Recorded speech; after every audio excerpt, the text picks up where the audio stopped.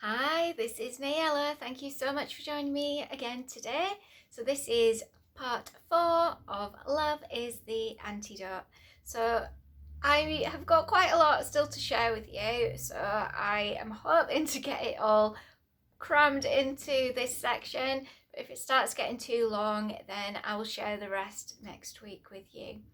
Also, I'm going to start by saying what I share with you next may be a trigger, maybe a trigger point for some of you, especially if you are dealing with illness right now or chronic pain.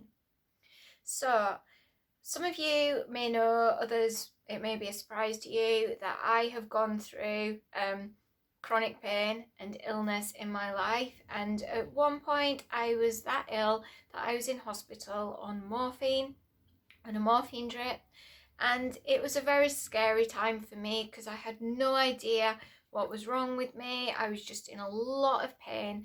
Nobody could tell me what was wrong, and if at that time somebody had come up to me and said, well, it's a psychosomatic or you are causing this illness, my ego would have reared right up and I would have not been best pleased with that. But as I've gone through my healing journey and healed many things to do with trauma and also mental health and physical health, it keeps coming back to the same thing.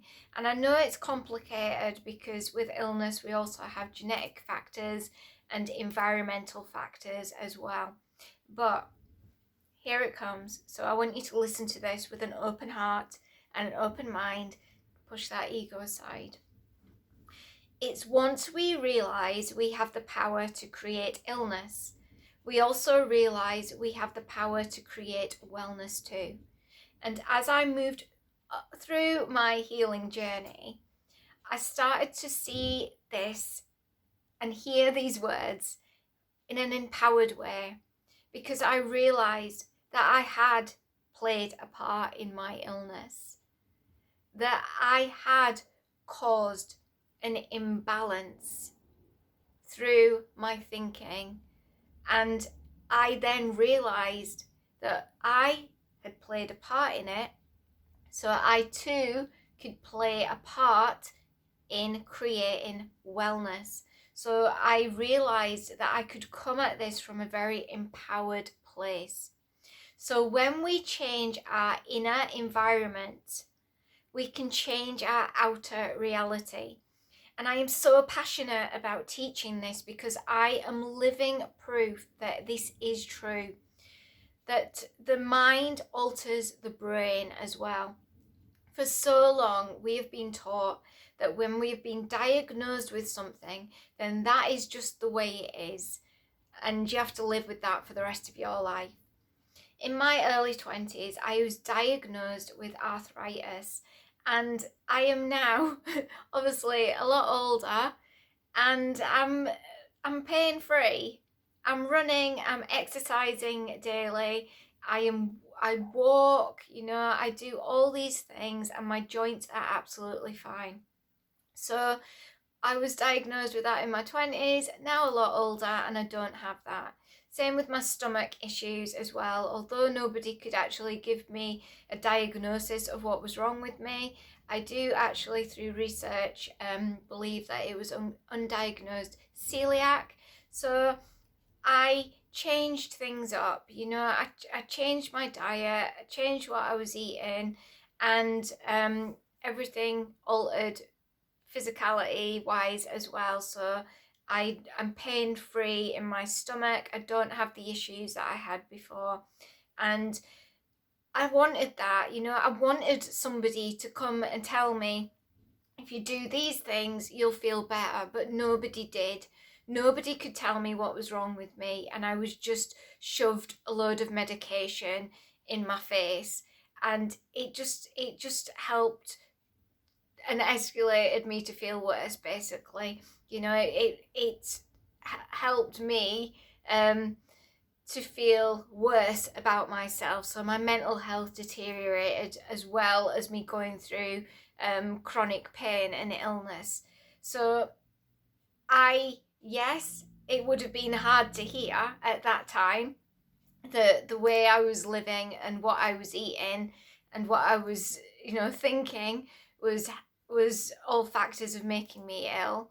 It would have been a hard pill to swallow, but it also would have helped me to be pain-free a lot easier and a lot sooner.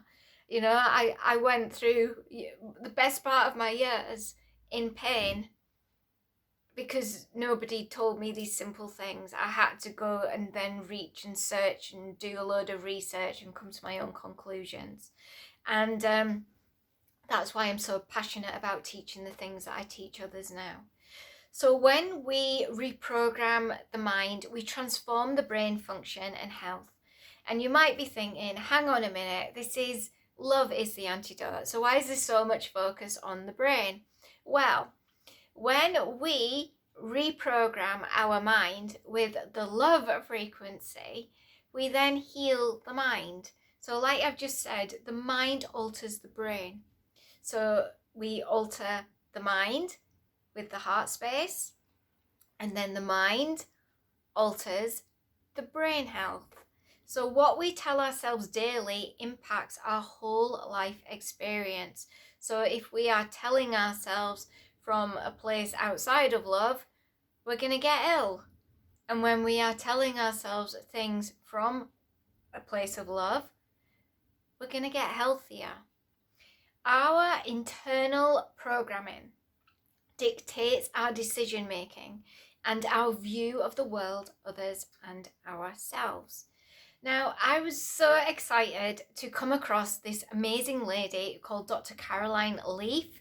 I only came across her at the back end of 2020, and I was just fascinated with what she had to say, because everything I've been sharing with you and everything I've been teaching you, this lady has been doing clinical research through neuroscience and neuropsychology. And I'm going to link a couple of videos in the description for you. And I highly recommend you check out her podcast as well, because she's absolutely amazing and definitely holding the frequency of the divine feminine. So she has been doing loads of research on the brain function and how the mind can alter the brain. And she has also been doing a lot of research on mind-body connection as well. So I just want to share with you as well.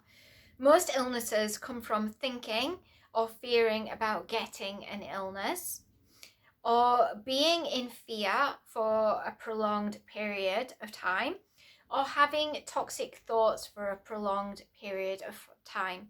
Like I said, this is most illnesses. I know illnesses can get complicated because there is genetic factors in some illnesses and also environmental factors as well. But the fact that most illnesses are caused this way, and there is scientific backing now to support this, shows us that we're in power. The majority of the illnesses, we now have the power to transform those illnesses into wellness. Remember, I said illnesses is an imbalance, so we can correct that and balance ourselves out. I also think that this is super important in terms of thinking about the energetic virus as well, because like I said, obviously everything that happens energetically, then we'll see it on the physical planes as well. So there is obviously evidence of the energetic virus, and also we're seeing a virus as well. And the virus, the energetic virus, really goes into fear. It exploits fear. It blows it up. And we're seeing that in the physical virus as well. And I'll give you some examples of this so that you can see this for yourself. You might even witness it in your own everyday, or the way that you are reacting. So think about the placebo effect. So you could have two people that have got the same illness or the same ailment. You'll give one, say maybe a herbal remedy, or perhaps a medication, and the other person a sugar pill. Those two people will, over a period of weeks, say, both feel better. That ailment will go, or the pain will go, or whatever it was, and that they'll move into a better state of health. Yet one of them was given a sugar pill. So how are they both having the same effect? Well, the power of the mind. Because that person didn't actually know that they weren't given, say, the herbal remedy or the medication, they had the same effect because they believed that that sugar pill was a medication that was going to help them feel better. So they did, in turn, feel better. Beliefs impact our health. So if you think in terms of our everyday as well, so what are we told? Look after your health, look after your body. Don't drink, don't smoke. And although I don't promote those lifestyle choices, I want you to listen to this because this is very interesting. So you could have somebody that has smoked and drank their whole life, and another person that has been very health conscious. And say they were both told that there is a killer virus on its way. You could have the person that has been health conscious their whole life, all of a sudden their health deteriorates. And the person that has been drinking or smoking their whole life is doing absolutely fine health-wise. And it will be because the person who's been drinking or smoking their whole life has told themselves, they have this inner dialogue that that killer virus isn't going to affect them, that they're absolutely fine. They have faith, total faith in their health, in their body. Whereas the other person that was health conscious, the reason they deteriorated is because they took on board the narrative that there was a killer virus. So they then manifested an illness because of what they were told, whereas the other person didn't take it on board. And although their lifestyle choices may, have a factor to play on maybe other illnesses, disorders or diseases at a later stage in their life, that particular story didn't penetrate into their mind, so they didn't have the same experience. So, like I said, our beliefs impact our health. So, we have been exposed to so much toxic energy and experiences as a humanity. That's largely not our personal fault. Yet it's important to realise, although we may not be directly to blame, it is still our personal responsibility to heal from it. And we all do have that power. So when I went through certain traumatic events, and then it had an impact on my health, I got to the place of realising, although it wasn't my fault that certain things happened in my life, it was my responsibility to heal from it. And that, again, gave me empowerment.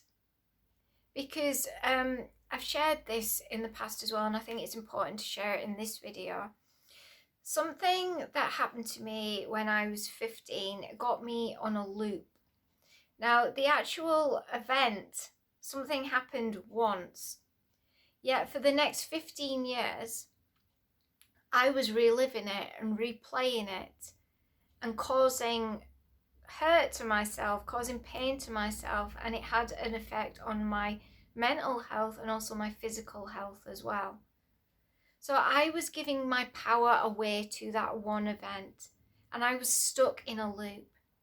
And like I said, although it wasn't my fault that that event happened, it was my responsibility to heal from it and to get myself out of the loop and to start moving my life forward again. So we are now being invited to come at life from an empowered place instead of from a place of being the victim.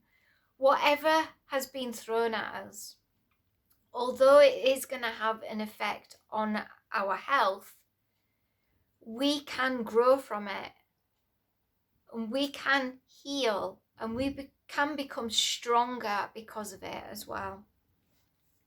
So we have the password to access higher levels of consciousness, but fear blocks that password. And like I said, the energetic virus really exploits fear. And is it any wonder if it knows, if it has that intelligence to know that we within us have the antidote?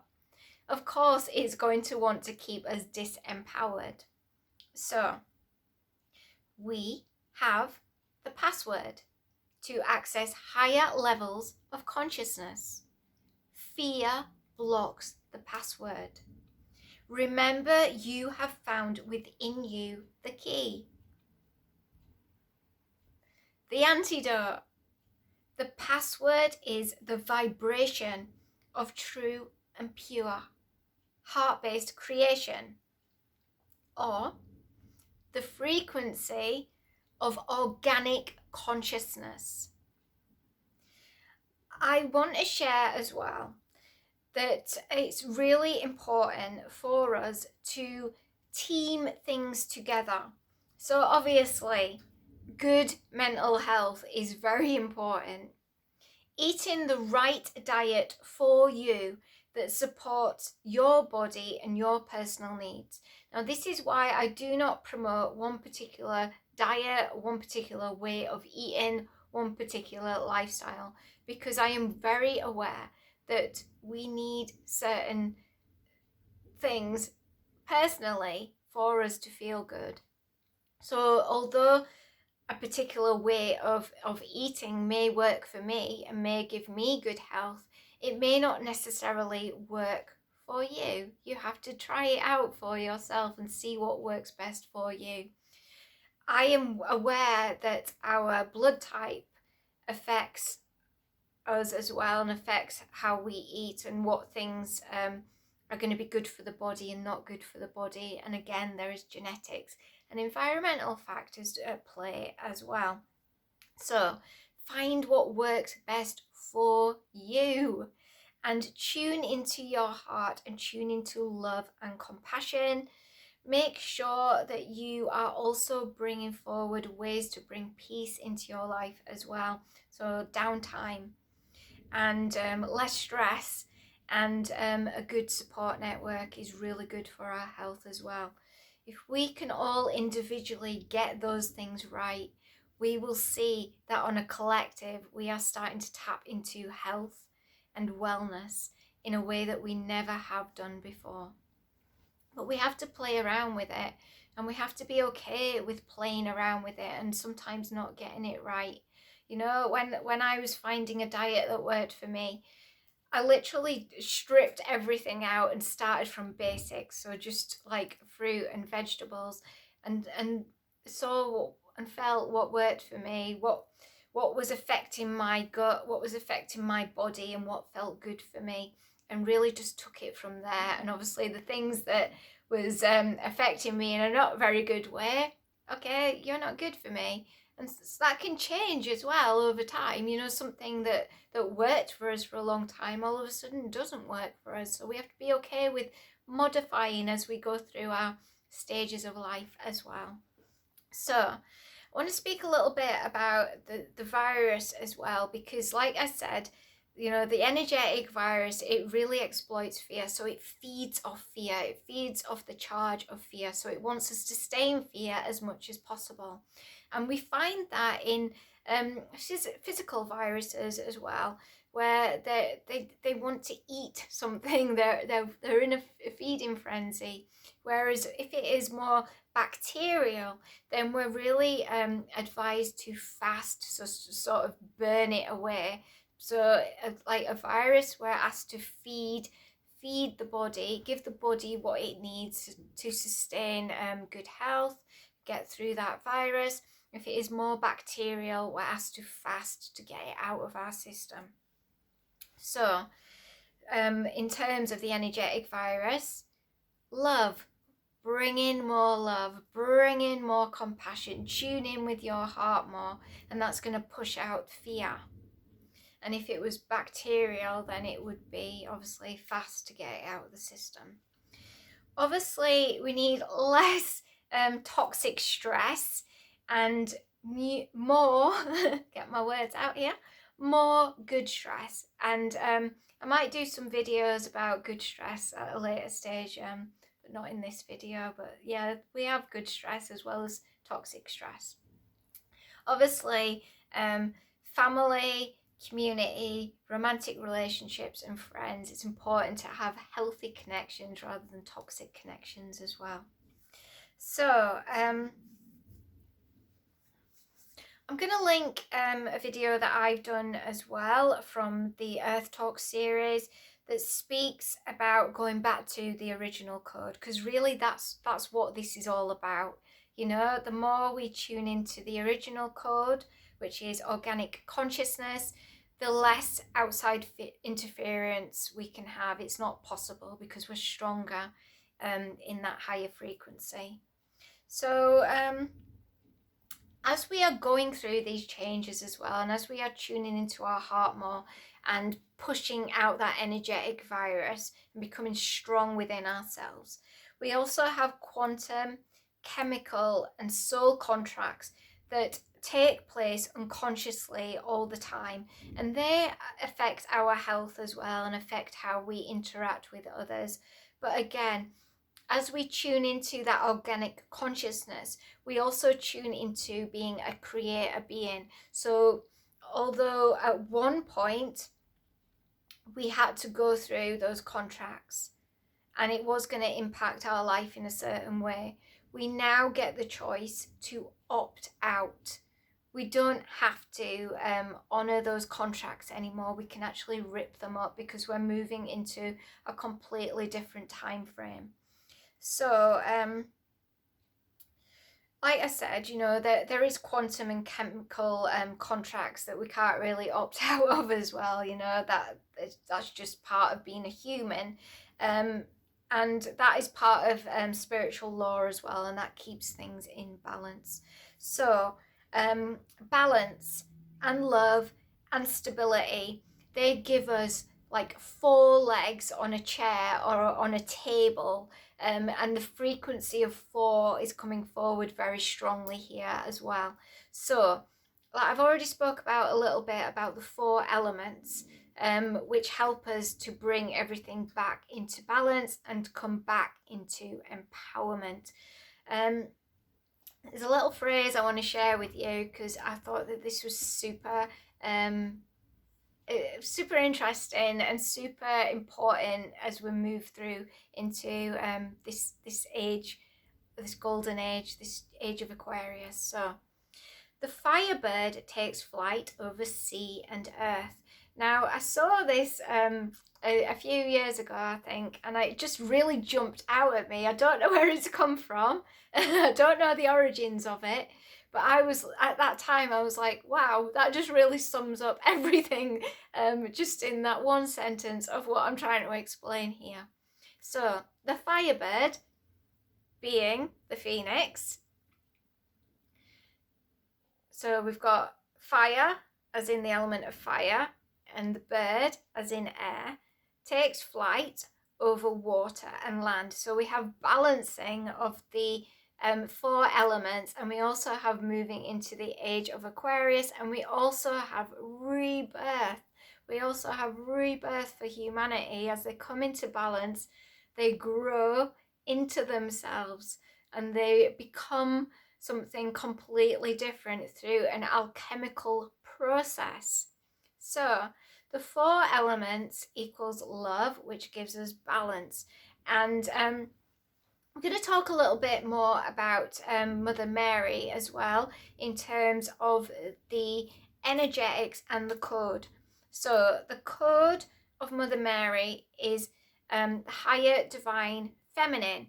Now, when I'm speaking about them here, I'm not speaking about them in terms of being people. I really want you to think of it in terms of code here and the frequencies that these names hold.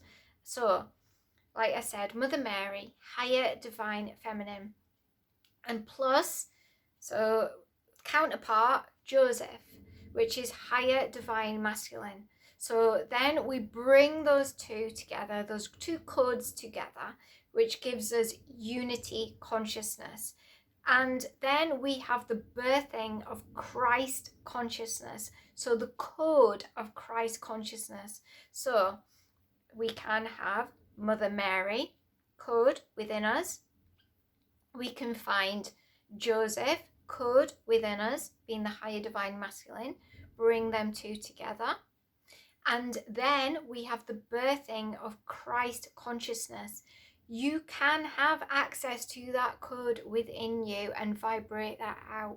Now, you will find these codes in other things, other stories, other narratives, other avatars. You will find that. It's just, I feel for me, the reason why I have access to understanding this a little bit better is probably where I was brought up. It's just as simple as that. If I'd been brought up somewhere else in another part of the world, I probably would be teaching this in another way.